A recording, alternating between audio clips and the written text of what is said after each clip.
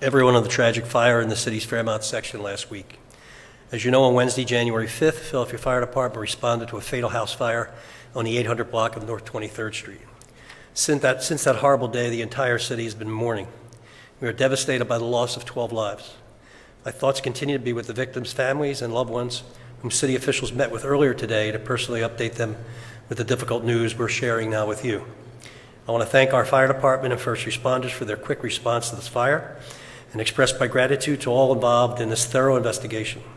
These public servants have been working around the clock during this difficult time. After a careful and exhaustive investigation by the Fire Marshal's Office with crucial support from the ATF and others, we're here today to explain the preliminary findings of the cause of the fire. This update is not going to be easy to share nor easy to hear. So before I turn it over to Commissioner Teal, we ask that you exercise as much restraint as possible in your reporting. You understand as journalists you have an important job to do, but we respectfully ask that you consider the impact of your reporting on this family for many years to come.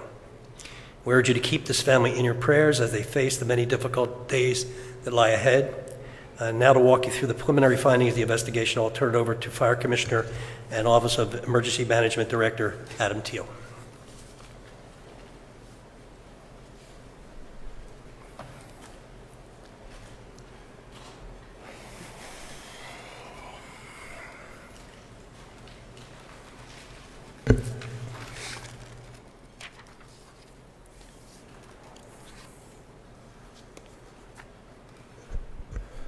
Let me start by reiterating something that I think you already know. The almost 3,000 women and men of the Philadelphia Fire Department, our dispatchers, our firefighters, our medics, emergency medical technicians, our fire marshals, and our dedicated administrative staff are 100% committed to protecting lives and property across this city. When we as firefighters take our oath, we are agreeing to willingly risk our lives in service to others. And we saw that commitment demonstrated on that fateful morning almost a week ago. As the members of Engine 34, after a very fast response, arrived on the scene, and even before the balance of the first alarm assignment, the additional 3 engine companies, 2 ladders, 2 battalion chiefs, even before they arrived, you've all seen the video. The members of Engine 34 stretched hose lines in an aggressive interior attack to get into that burning row home as fast as they could and do everything they could to save the lives that were tragically lost on that morning. Now remember, the fire conditions in that building were not what you see on television. There was zero visibility.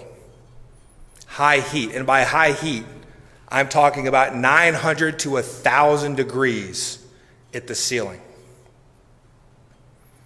Toxic smoke filling the entire building. And it's loud in a fire. Rest assured, those firefighters did their level best, as our medics did their best to save those lives. Tragically, we know that despite the best response from our dedicated firefighters, medics, dispatchers, sometimes we are too late. And it appears from the preliminary investigation results on this tragic fire that that is the case. While members of Rescue 1 were able to get barely up to the 3rd floor and rescue one occupant, that occupant perished on the scene.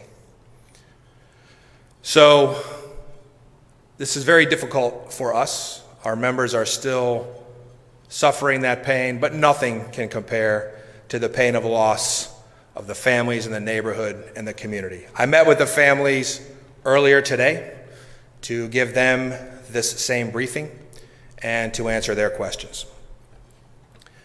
So I know we are all, again, because of that same television effect, we are all seeking, we hope for simple answers to complex incidents.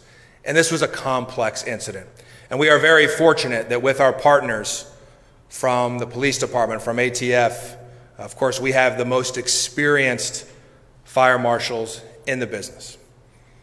Last year, they investigated hundreds of fires across the city to determine a cause and origin.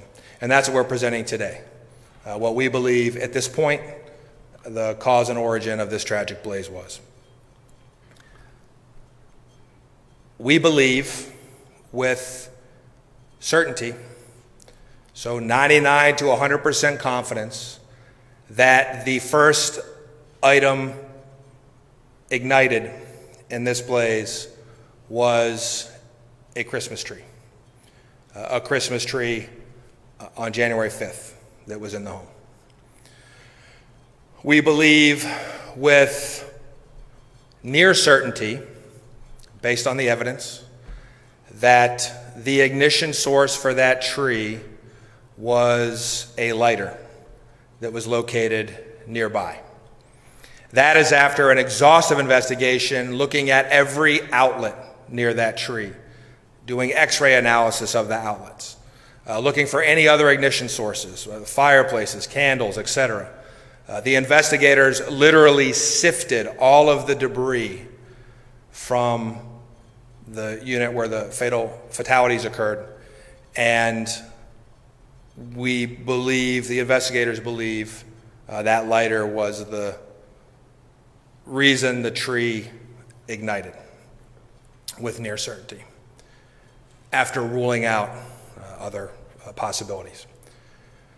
Now that leaves us with, as many of you have seen reported, the words of a 5-year-old child who is essentially one of 2 survivors of this tragedy, and really the sole survivor, the only person who was located, based on the exhaustive interviews conducted by these trained investigators, the only person who was on the 2nd floor, which is where the tree and the lighter were located at the time we believe the blaze ignited. So, we are left with the words of that 5-year-old child, that traumatized 5-year-old child, to help us understand how the lighter and the tree came together with tragic consequences. Because we have disproved any other theories, hypotheses based on the incredible level of expertise that we brought, including ATF's National Response Team and all the other partners who contributed to this investigation. Now, I want to start to close out here by acknowledging all of the incredible partners that we've had through this event during the on-scene response. It's difficult for me to start naming them because I will inevitably miss someone. You've seen them out there. Our second alarmers, the Red Cross, the Salvation Army, Department of Behavioral Health and Intellectual Disability Services, L&I, all of the utility companies, all of our law enforcement partners, including the PHA police, on and on and on. We met the families today at the school that some of you have been to, and the school district has just been amazing in their support. And we know that those youngsters at that school, we talked to them about other opportunities when the time is right to help those youngsters heal. I can tell you, as firefighters, we are not just committed to saving lives through swift, effective, and aggressive response. In fact, we actually we've had 4 working fires already today. We actually have a working fire right now at 13th and Erie. Actually, our firefighters made one rescue this morning at another fire. We've had 50 severe working fires since New Year's Eve, including this one. And, the beat goes on for us. In addition to that response, we are committed to preventing fires.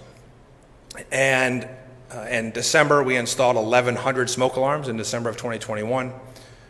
We're continually installing smoke alarms around the city. We taught almost 10,000 youth fire prevention last calendar year. We also have programs for seniors. We have programs for institutional occupancies. We have youth fire center intervention programs that are available. phila.gov/fire. So please help us help you. And remember that fire is everyone's fight. Have smoke alarms. Test your smoke alarms. Close before you doze. Please close the door when you go to sleep at night. There's so much that we all have to do together. As you saw in this incident, our firefighters will be there quickly, and they will do their absolute best and risk their lives. A fire like this that became so intense so quickly and spread that toxic smoke up the stairs to the 3rd floor and claim those lives. For us, we all wish that fire could have been prevented. So with that, I want to acknowledge that we have Special Agent in Charge Matt Varisco here with us, and he certainly is here for the Q&A, but I want to turn the podium over to PHA President and CEO Kelvin Jeremiah now.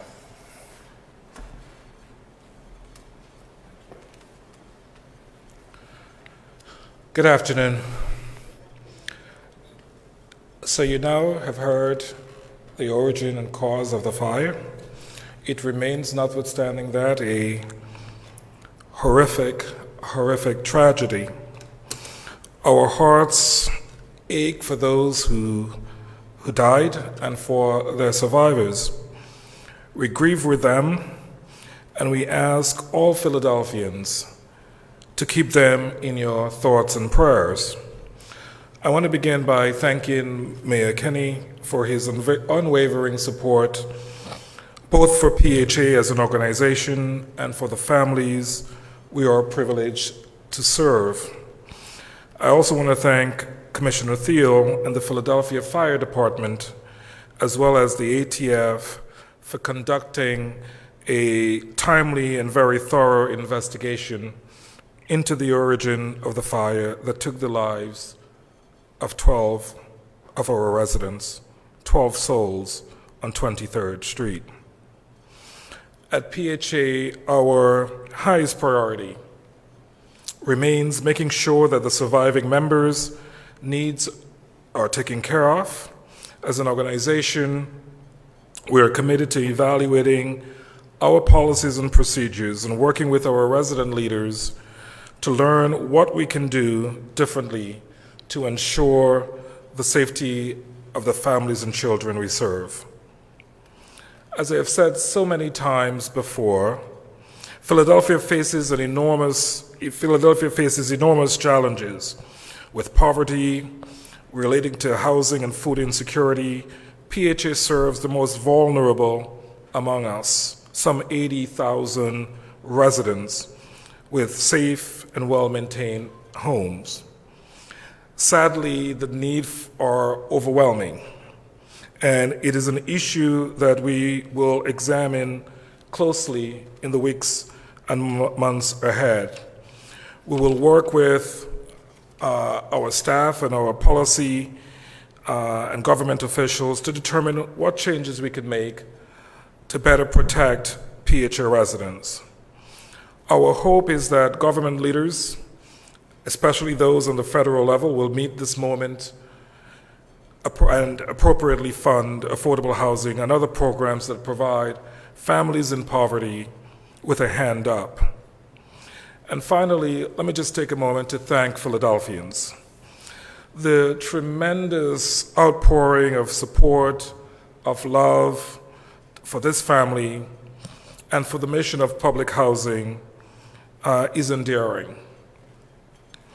It reminds us that despite the enormity of this loss and the pain that we're feeling, and as we embrace and pour love onto this family, it does remind us that we will get through this, and we'll get through this together. And with that, I'm going to ask Council President Clark if he has some remarks. Thank you.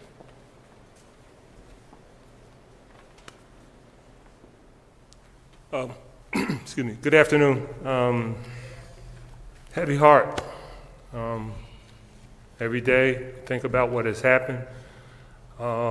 You look at New York, you know, you have this parallel track where something similar has happened there, and those hearts up there are heavy. I want to thank the response by everyone, from the mayor, the police department, all of the other agencies that responded, but I really want to thank the fire department, because this morning, 6:30 in the morning, they're standing out there at 22nd and Sedgley, icicles hanging off the building, their faces, their uniforms. I mean, what you guys do is, man, this is like some serious stuff. So I can't thank you all enough for what you do. I know it's been said, it's been written in a number of places, and Kelvin just talked about it.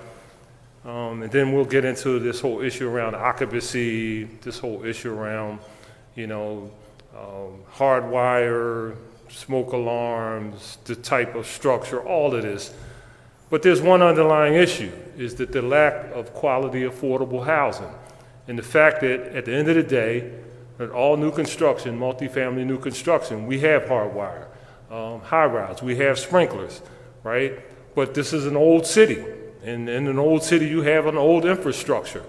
We need money to resolve that. We can't just simply say, well, it's old. You know, we can't get to that. Let's keep building new and make sure as we move ahead on all the new construction, it's a good thing. We'll make sure that it's safe and secure. We have to figure out a way to address the old infrastructure in the city of Philadelphia. That should be first and foremost before people start pointing fingers. And you know, and some of my colleagues, I mean, they are what they are. They're going to come up with every imaginable solution. I believe that our ability to create an environment where you don't have to have 20 or you don't have to have 30 people living in one apartment. I mean, that's just a simple reality. So I want to thank everybody, but as we move ahead, we want to make sure that we come up with not only short-term solutions, because Lord knows we need to be with this family in their time of despair, and it can't be a short-term, it has to be a long-term, but we really need to focus on a longer-term issue as it relates to our ability to make sure that wherever anybody lives, it's a quality house. I talked to one of the administration people today in one of the departments, and they talked about one of the problems that we need to be looking at is rooming houses. We have this thing in the city of Philadelphia where we have all these rooming houses, and in all honesty, nobody knows who's living in there, and it's a disaster waiting to happen. So all of these things that happen as a result, as Carolyn referenced, the level of poverty in the city of Philadelphia where people don't have anywhere else to be can create these type of problems. So I just want to thank everybody. We look forward to pushing ahead and making sure that some tragedy like this never happens again in the city of Philadelphia. So thank you all. Thank you for your mayor. Thank you, Mr. Mayor. Questions? Commissioner, can you just let us know how many smoke alarms and smoke detectors were in there? Where were the smoke detectors? Did they go off? Did they batteries?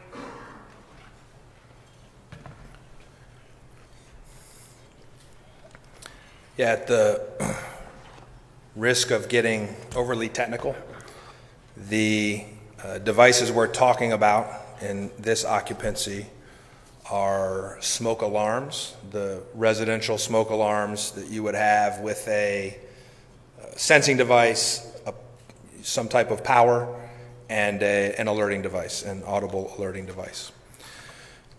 Investigators found 7 smoke alarms in the unit where the occupants perished. 3 of them were in a drawer in the kitchen, inoperable. 1 was in a bedroom drawer, inoperable. 1 was on the ceiling of a bedroom, but the battery door was open and there was no battery inside. And there was another one on the floor of another bedroom with no battery inside. There was another smoke alarm in the basement. It's a shared basement between the 2 units, the A and B unit. That smoke alarm did activate, but it activated late. As you can imagine, this very fast-moving, heavy, toxic smoke-producing fire started on the 2nd floor. As I think everybody knows, but I don't assume anything, heat and smoke rise. So the heat and smoke rose up through the stairwell up to the 3rd floor in the B unit, and then did what we call, banked down.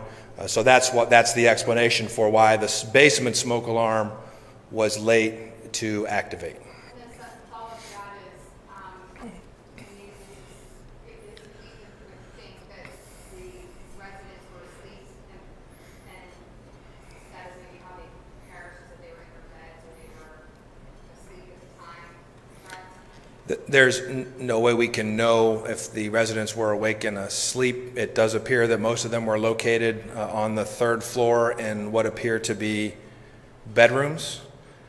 And the, again, smoke inhalation can happen very quickly, which is why we really encourage folks, please, we implore you, have smoke alarms. The other thing, these were the smoke alarms that we installed today are the 10-year lithium-ion battery sealed smoke alarms, where it is, it's not impossible, but it is very difficult to remove the battery and there's not much you can do with it versus the 9-volt battery smoke alarms. And I have to say the city of Philadelphia has been a leader in that. The city of Philadelphia years ago was one of the first cities in the nation to adopt the requirement that you have those 10-year sealed smoke alarms. The city also has been a leader in residential sprinklers through the years.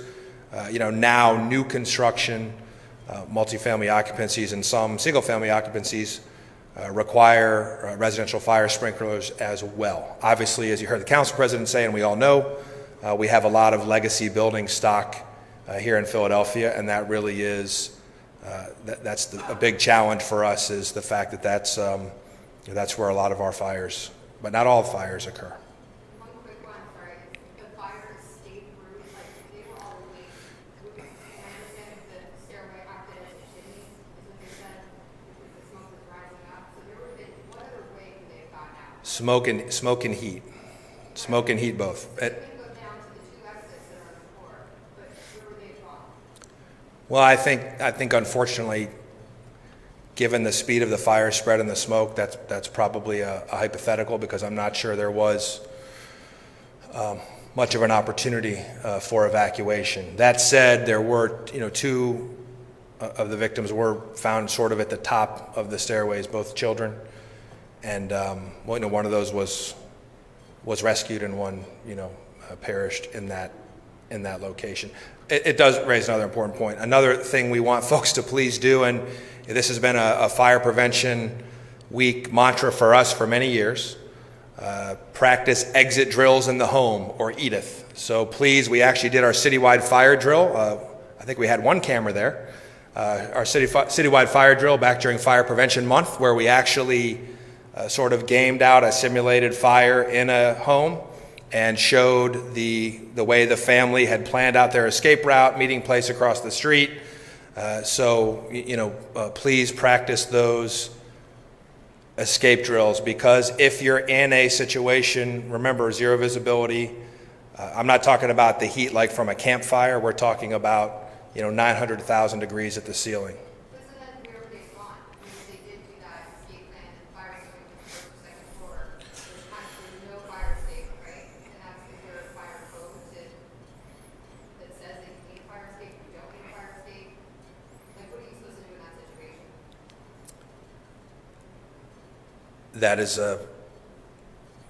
very difficult situation, which is why, again, operating smoke alarms are so important. Having that early warning, practicing the escape drills, and again, having multiple means of egress where you can. There were windows in those bedrooms, and sometimes people use the windows to escape. In fact, in this fire, one individual did self-evacuate by going out the window. Obviously, that's not ideal, but that is a way that folks sometimes evacuate. Commissioner, you said that there were multiple fire alarms. Were they all the old-style fire alarms? That's number one. Number two, the child who gave the testimony, was he the one who used the lighter that sparked the fire? I'll repeat the smoke alarm question. When you say old style, I'm presuming you mean the 9-volt battery style. We were able to identify that 6 of the 7 smoke alarms were the 9-volt battery style, 5 of which had the batteries removed. 1 was completely destroyed, so we don't know for sure, but we believe that was of the same type. And there was 1 in the basement that operated, but it operated late. I'm going to reiterate what I said before. We are almost certain that the Christmas tree on the 2nd floor was the item that was first ignited. We are near certain that what ignited that fire was a lighter, and how the lighter came into contact with the Christmas tree. You've all seen and heard reported the words of a 5-year-old, and you can decide how to. Did the 5-year-old ignite the fire? A 5-year-old. Testimony from the 5-year-old that he accidentally started. I don't think it was testimony. There were, as you heard, there were interviews, including a lot of interviews were conducted by our law enforcement partners, trained investigators, of many different folks on the block. We're left with the words, the only surviving person who was on the 2nd floor at the time we believe the fire ignited was a 5-year-old. I don't know that we're going to get into detail on the words of a 5-year-old. Again, you've all read this, so.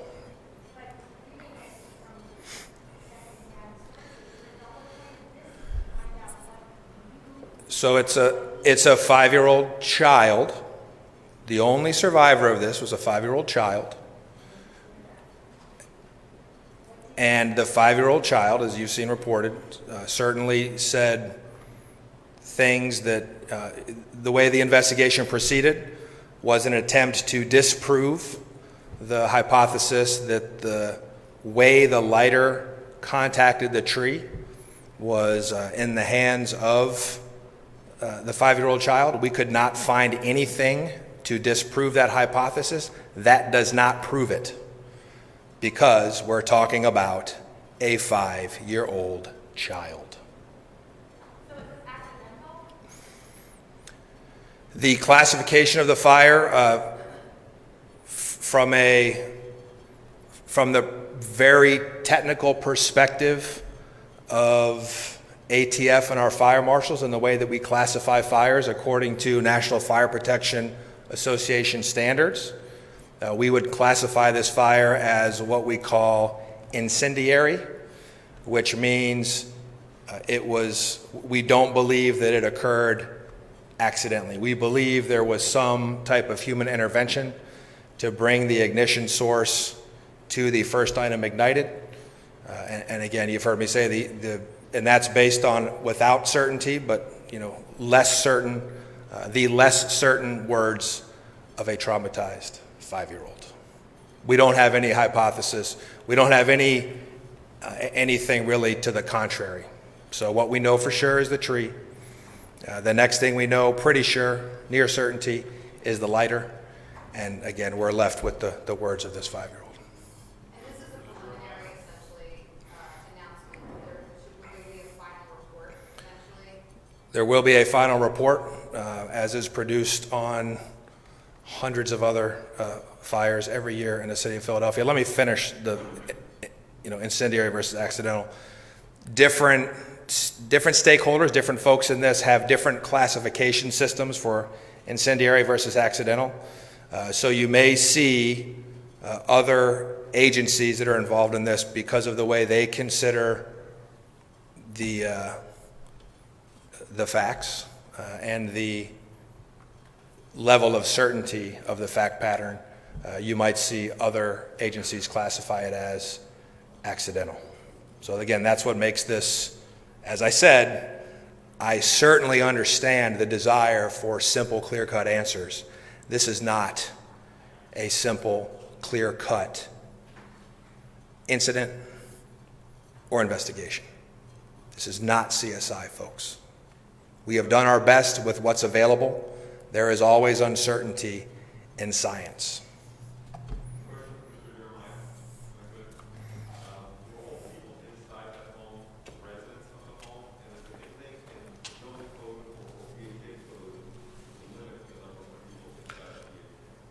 So on the second question first, there are no limits. The folks who were on the list, as I had indicated last week, I believe, in apartment in the Unit B, there were 14 authorized residents. And as I've said before, there is nothing in our regulations, nothing in HUD policies and procedures that preclude families who are intact, as this one was. You have in this present incident a mother who had raised her 3 daughters and who we moved in 2011 because the family had grown. And between 2013 and the fire, the family had grown significantly. There is nothing in policy that preclude them from continuing to reside in that home as an intergenerational family, something that resonates, frankly, in many Black and brown communities, and certainly not unique to Philadelphia.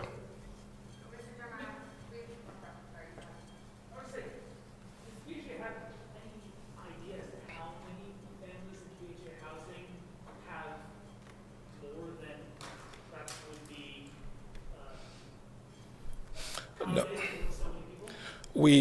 So when we refer to the number of people that PHA serves, the number of families that we serve, we hasten to say that it's 80,000 authorized residents. Our families are not unlike yours and mine. Our PHA families are not unlike yours and mine. They have family and friends that comes to visit.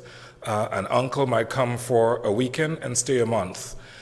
We don't know the full extent to which there are additional unauthorized residents, meaning that there are residents not known to PHA and who are not on the lease.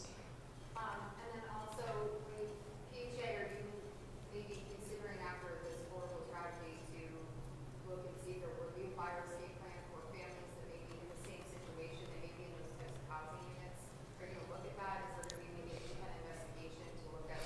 So as I mentioned, I think, we have a responsibility to review this incident and to carefully explore all options with regard to how we can continue to ensure the safety of our residents. And so that's what we will do. We are already well underway in reviewing this incident. But let me tell you as well that this is not, to the question that you're raising, this is not cost neutral. And as I've said, it requires the alignment of resources on the federal, state, and city levels. It requires funding. This incident highlights the fundamental truth that there is, in fact, an affordable housing crisis in this city. We don't get to build these units for free. The labor that we use to build isn't free. And so it's why you've heard me say time and time again that we're advocating heavily for additional resources, such as what is included in Build Back Better, which would have brought in hundreds of millions, upwards of $1 billion to the city that would go directly to addressing the aging housing stock that we have. But I, for one, cannot do it alone, and it does require real partnership, and it does require meaningful investment on the federal level especially. Isn't a more meaningful step immediately to replace out these 9-volt battery smoke detectors? So we already have implemented that, and that has been the case. We're no longer using the 10 volts batteries. What we're using are the tamper-proof 10-year lithium battery that the commissioner mentioned.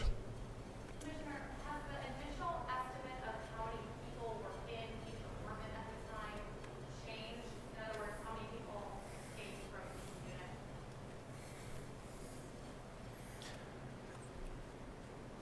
Yes, I think depending on when you start with initial, I want to acknowledge First Deputy Commissioner Craig Murphy, Executive Chief Derek Bomer, Deputy Commissioner Jeff Thompson. Of course, I want to acknowledge Commissioner Outlaw and all of the PPD folks who were there on scene with us initially and are always there arm in arm with us.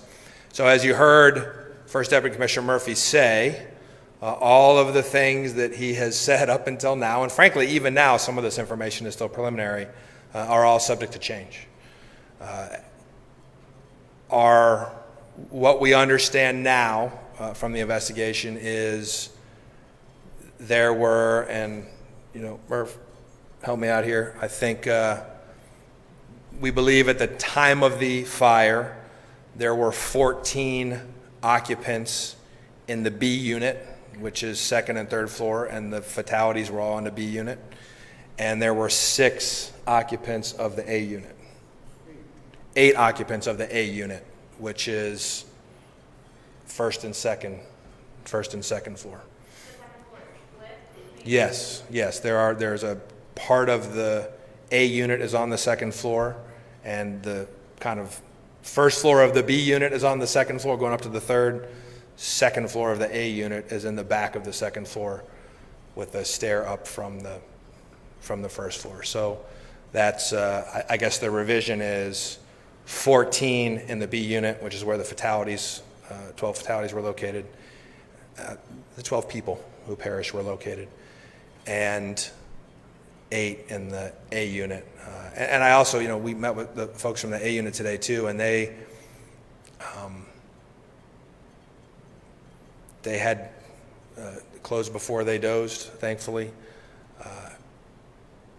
And I'm just so glad this was, I'm almost speechless, but yes, I guess we've revised since the first.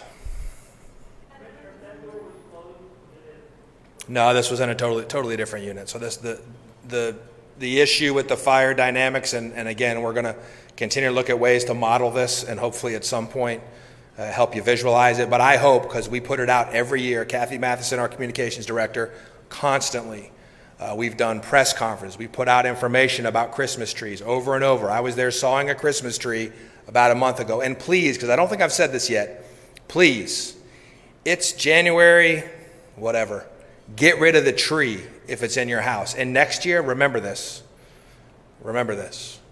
Because everybody's sort of, and some of the camera folks are here nodding their heads because they're out there when we're doing these media events. And I see everybody's eyes roll when I say, oh, be careful with your live tree, fresh cut, keep it watered. Well, this is why. Or pick a thing. So please, please get rid of those trees. Have smoke alarms, check the smoke alarms, have exit drills, and close before you doze. The fire behavior issue here is the open stairway, which again, very common. Most of us in our single family homes, even duplexes, have open staircases. That's really what quickly spreads the fire and heat. Watch that Christmas tree video. We put it up every year. That Christmas tree just goes like that. But remember, one of the issues with that is you look at the Christmas tree in isolation, it burns up, boom, it's over. In a real house, the Christmas tree is surrounded with furnishings that are combustible, other items in the house that are combustible. So instead of that tree just quickly flaring up, burning, and that's it, that radiant heat, the convective heat also moves through that space and quickly ignites the other items. One more point. Please call 911 if you see a fire, you have any inkling that there's a fire, remember, we don't have any way to know that a fire is occurring in your home. Even if you have working residential smoke alarms, unless somebody calls us to say they hear it going off or they're getting out of the house, we don't know that. We don't know that. So please, if you are going down a street and 30 some odd neighbors did in this incident, call 911. Don't text it, don't tweet it, don't go on an app. Call 911. Please do not assume that anybody else called, because we need, as you can see in this tragic incident, every second counts in a fire. And thank God for our firefighters and their incredible work and speed in getting there and the actions they took to do their absolute best to mitigate this tragedy. Oh, I can't answer the question about in whose care the 5-year-old is. And how long did it take for that fire visit to get for what was from Christmas Street kind of what you saw? I think our initial, and we're going to try to do some modeling, this is preliminary, but this was an incredibly rapid fire spread because of the Christmas tree and the furnishings. So, we think that really the environment on that third floor, within about 90 seconds from ignition, 90 seconds to 3 minutes from ignition, was untenable and deadly. And my last question, sorry for the non-talking. I don't know who can answer this, but even if those fire alarms went off, what would have been the escape plan? What would they have done? I know you're harping on this, but in that situation, you have the chimney. Again, it's, What would you do if all those fire alarms, you told people you got to get them out? I think it's with the speed of that fire and the time of day, I'm just not sure there was a chance for that. I will say that, when I had younger children and lived in a 3-story home, again, this is where people roll their eyes. I actually went and got one of those ladder things that you throw out the window, and people kind of laugh. But this was a really fast-moving and difficult fire. Where on the second floor was the tree located? It was in one of the corners. So we have a way that we would describe that corner that won't make any sense to you all. So I'm trying to think of the compass directions. I guess it would have been in the southwest corner, maybe southwest corner of in the living room. That's where people put their trees, in the corner of the living room. In the front. In the front. I just didn't know how close it was to the stairwell. It's actually it's on the other side of the room from the stairwell, which again I think illustrates the speed and the power, and I use that in the true physical sense, the power that these fires have to spread rapidly. You said in the last press conference that DJ was sued over occupancy limits, and that's why there are no occupancy limits. Can you just put that? Say that again. I understand.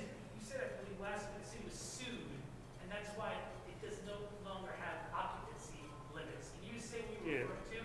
Yeah, so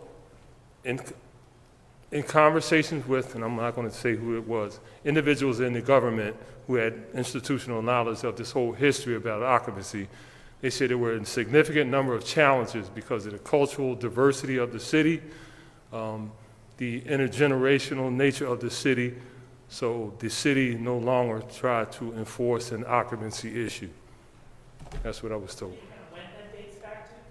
I don't have the specifics. If you want me to get the specifics of the particular times, but Mary, yeah. Just, I understand the concern about occupancy and the like, but, I'm 63 years old. When I was a kid, Irish families had intergenerational, lots of people living in the houses, uncles, aunts. I know that immigrant families today have lots of intergenerational people living. And again, it's cold, and people are outdoors, as I said at the press conference, outside the property.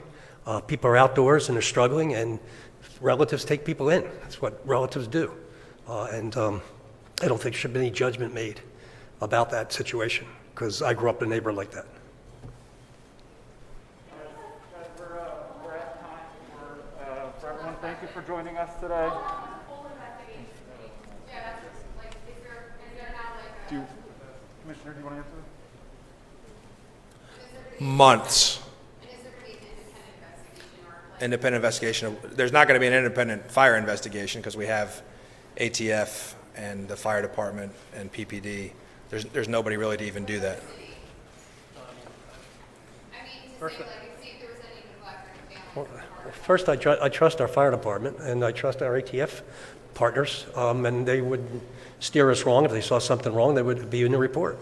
So, Like, just to make sure that everything was done correctly with L&I and DHA. but I don't know if L&I, does L&I inspect VHA? Chris, Yep. we'll follow up. Yeah, we don't like Thank you for joining us, guys. Thank you.